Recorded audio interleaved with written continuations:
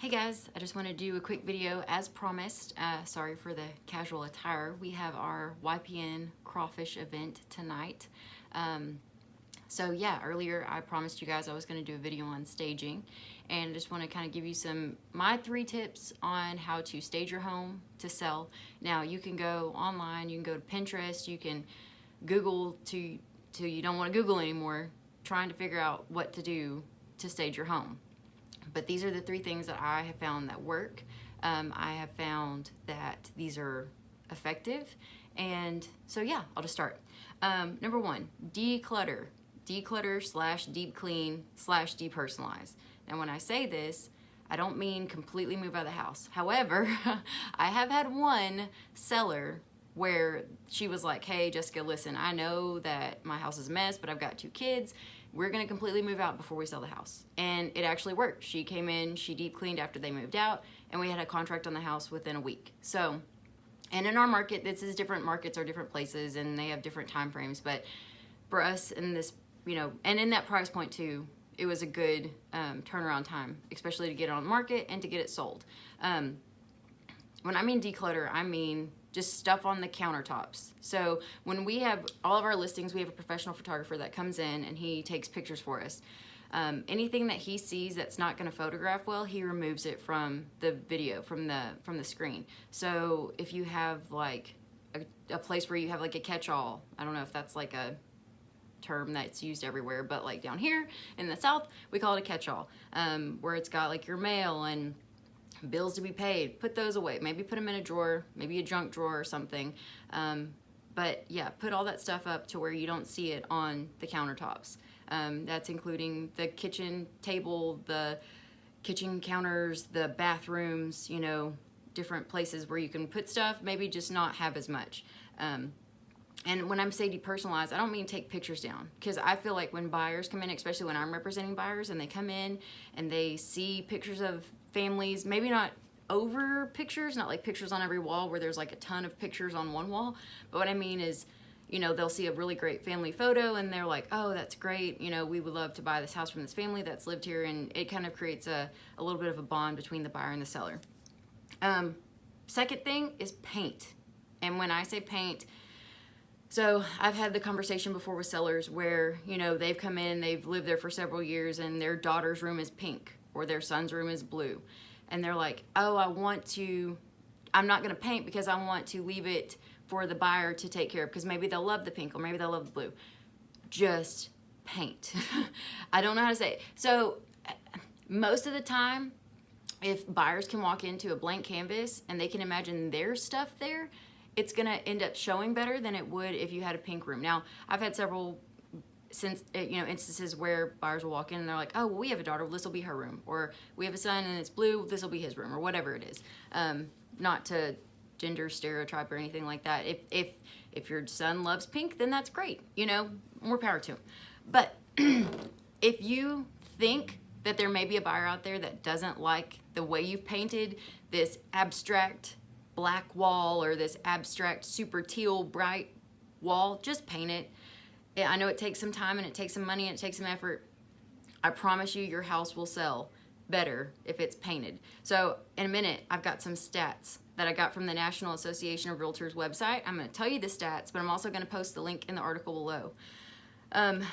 Also, when I say paint, I also mean exterior paint. Now, I'm not saying go crazy. I did just have a house that the house down here, it's a 1960s house. It's a typical red brick house. There was some foundation settling at one point. It was been repaired, but there was a lot of places where it had been, patched over, and now they disclosed it. There was, some settlement issues that they disclosed for for obviously legal reasons, but they painted the outside because I told them that it would show better with exterior paint. And also there was some rotten wood around the fascia board.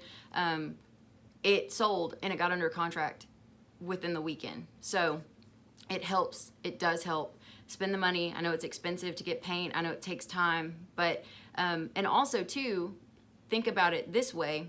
If you fix your exterior paint, if you fix the rotted wood, if you fix the fascia, you will be able to sell, and obviously get with your real estate professional, get with your local real estate professional, ask all these questions, but those can open the doors for you to be able to sell your property different ways, such as FHA, VA, USDA, all those legal or those government offered programs that you might not be able to do if you don't have that.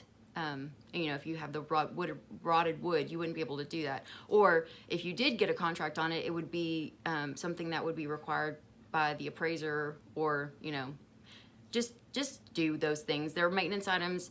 Like I said, they take a little bit of time, but you'll get your money back in the long run. And number 3, there's a lot of number 3s that I can include. This one to me is important. Spend some money and do some yard maintenance.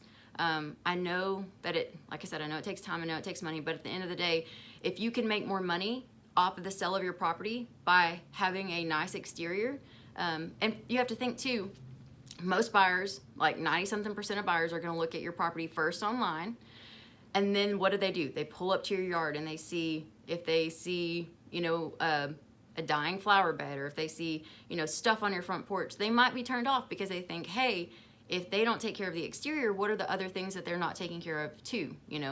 AC unit, water heater, stuff like that. If you take care of the exterior of your home, get it cleaned up really nice and pretty to show and to photograph, you'll be able to see the long-term results as far as being able to sell it quickly, as being able to get more money. At the end of the day, that's what you want to do. When you sell your home, you want to sell it for the most money possible, and that's what we're here to do. That's what, as realtors, we try to help you, the seller, that's what we're trying to do, is get you the most money for your house. So 2 stats I wanted to say, and like I said, I'm going to put it in the link below. When staging a home, 22% of sellers reported an increase of 1 to 5% on the dollar value offered by buyers. In comparison to similar homes, 17% of respondents stated that staging a home increased the dollar value between 6 and 10%. 6 and 10%. That is amazing. If you can put $400, $500, $600 into staging your home, into decluttering your home, into painting, into maintenance items, the offers you're going to get on your home are going to be better, and in the long run you're going to be able to get more money for your home. The second bit of tidbit information is the most common home improvement items agents recommended to clean were decluttering the home, 95% of agents recommended that, entire home cleaning, 89%, which you feel better too when your home gets cleaned from top to bottom. I know, like I said, it takes money, but it helps your house show better. It helps when the buyer walks in and they feel it's their home that they're walking into. It makes them feel a little bit better about the purchase. Also, removing pets during home showings. 83% of real estate agents recommend that. I always recommend this, especially if it's got like an animal smell. I know that we, don't want to talk about it. You don't want to say, hey, your home smells like dog, or your home smells like cat, or whatever. If you can go in and you can deep clean the carpets, if you can remove the pets for the home, for the actual showings, I can't tell you how many times I walk in and I see a pet, or, and it's also too to protect your pets, because I know that there are several agents out there that get frazzled and get upset when they walk in and they see an animal, and all they're worried about is making sure that animal doesn't go outside. So make sure that your pets are put away, maybe in the backyard or something, or maybe pick them up and take them to a daycare. There's a lady in town that offers it, Holiday Inn, and that's where a lot of people go and they take their pets. But anyway, not trying to give her a plug there. And then carpet cleaning. So that kind of goes in with the pet smell, pet, deep cleaning. So basically, when you're ready to put your home on the market, let us know. We'll come over and we'll show you. I know it's easy, especially for us. If I ever had to sell my home, I would completely have to move out, because there's no way with 2 kids and a husband, so basically 3 kids, that I could sell my home and keep it clean and get it ready for staging. And that's the thing too, is you don't want to ever turn down a showing. And I know that there's a lot of last minute showings that people call and they'll ask, say, hey, I know it's short notice, but can I get in within 30 minutes or an hour? A lot of times we're able to say, hey, we have to have a little bit of notice, but there's a lot of sellers that are, hey, no, bring them on, because we need to sell our house.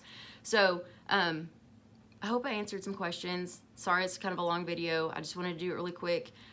If you guys have any questions, or if you see a video, or if you think of an idea or a question that you have, more than likely other sellers, other buyers have it too. So let me know and I'll be happy to address those for you guys.